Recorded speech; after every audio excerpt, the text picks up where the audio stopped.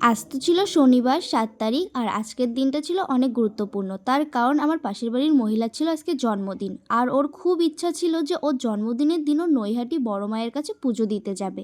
কিন্তু তোমরা তো জানোই এখন আমার চলছে ইন্টার্নশিপ, আমার পক্ষে তো ছুটি করা সম্ভব নয়। তাই আমরা রাত থাকতেই বেরিয়ে পড়েছিলাম নৈহাটি যাওয়ার উদ্দেশ্যে, যাতে আমরা সকাল সকাল পুজো দিয়ে চলে আসি। যদিও আমরা নৈহাটি গেলে অনেক রাত থাকতেই বেরিয়ে পড়ি।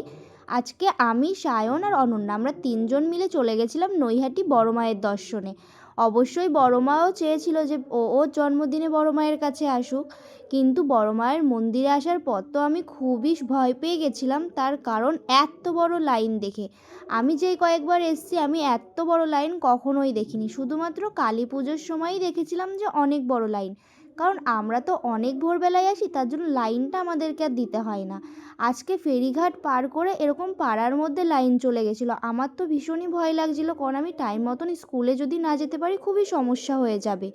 তার মধ্যে আবার এনারা দুজন মিলে ঝামেলা শুরু করে দিয়েছিল এক তিলক পরানো নিয়ে।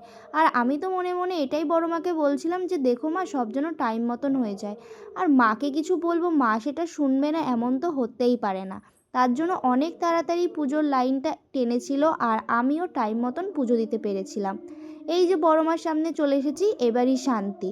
তো বড় মাকে তোমরাও সবাই আমার ভিডিওর মাধ্যমে একটু দেখে নাও, আর একবার করে অন্তত জয় বড় মা বলে যেও। আমরা তো টাইমের মধ্যে পুজো দিতে পেরেছিলাম। আর আজকে হয়তো আমার ভয়েসে একটু অনেক রকমের সাউন্ড যাবে, কারণ আমার বাড়ির এক পাশে হচ্ছে নাম সংকীর্তন আর এক পাশে হচ্ছে কালী পুজো। তো দুই বাড়ির মাইক এত পরিমাণে বাজছে যে আমার ভয়েস ওভার দিতে একটু সমস্যা হবে। তো আজ তো আমরা ভালোভাবে